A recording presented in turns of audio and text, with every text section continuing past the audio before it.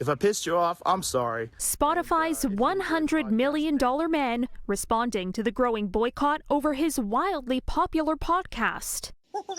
The Joe Rogan Experience. And its role in spreading what's been widely criticized as COVID-19 misinformation. My point of doing this is always just to create interesting conversations. In a nearly 10-minute video posted on Instagram, Joe Rogan said his goal has always been just to talk to people. CNN was saying that I'm a distributor of misinformation. But he promised to do his best to book more experts with different opinions. To try to balance out these more controversial viewpoints with other people's perspectives, so we can maybe find a better point of view. Spotify now says that it will add a content advisory to any episode that talks about the coronavirus. That advisory will direct listeners to a fact-based COVID-19 hub.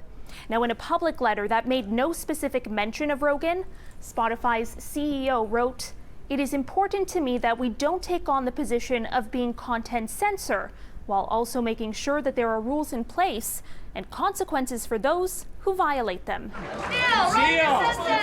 The controversy started with rock legend Neil Young last week. Then Joni Mitchell joined in. Both removed their music from Spotify to protest the platform's support of Rogan. He has a responsibility. He shouldn't see himself as just a guy in his basement having a conversation with a friend. Spotify's Joe Rogan dilemma is raising new questions about free speech on the internet in the era of COVID.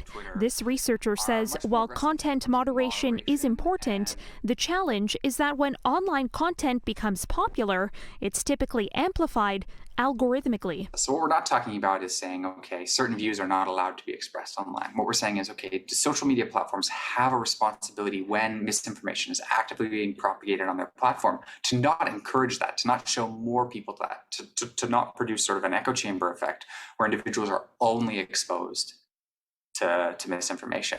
The hashtag Spotify deleted was trending on Thursday, with many users tweeting that they had canceled their accounts, though the platform hasn't said just how many accounts have been deleted. Caryn Ceolin, City News.